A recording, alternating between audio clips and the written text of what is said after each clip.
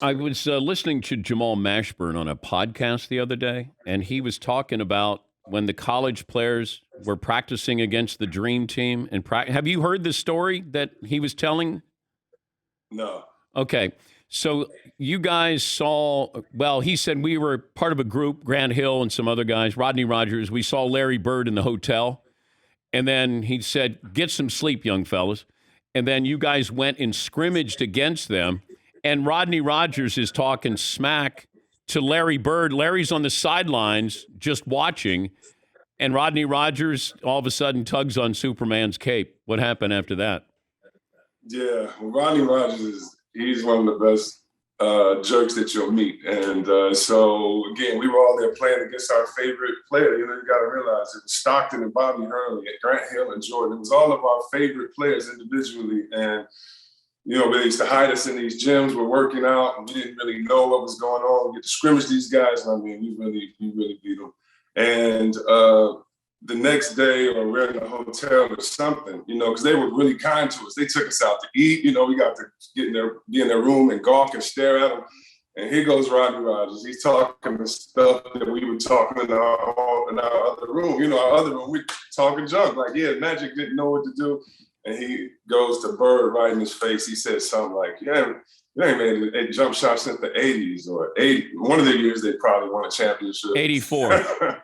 And the next day, man, there you go. And the next day in practice, first we didn't score a bucket.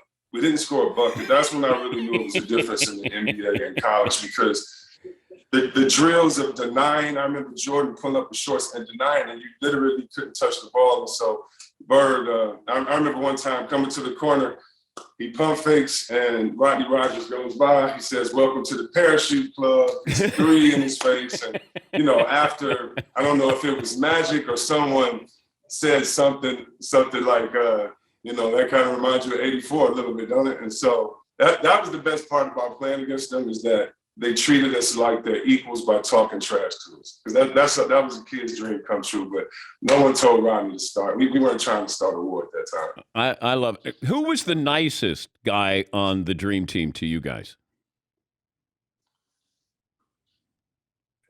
Truthfully, at the time, I remember Scottie Pippen took us to a dinner.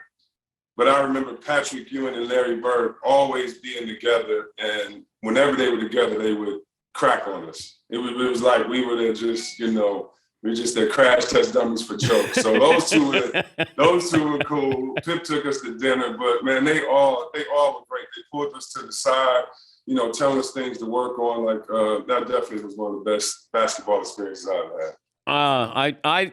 When people talked about how Bird and Patrick Ewing developed this great relationship, like you never would have thought that.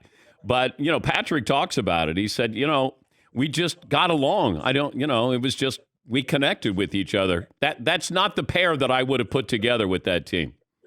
Dan, today they'd have a reality show like Boban and my guy over there in Philly, Tobias Harris. So, yeah, they were kind of an odd couple, but I didn't, you know, because at the time we were just fans of them. So it's like WWF. We only, at the time, wrestling, we only got what you fed us. And I thought Patrick Ewing was this mean guy that's sweating all the time. And I thought Larry Bird was just, you know, country and wouldn't talk to you. And, you know, you find out, man, they were two of the coolest guys ever.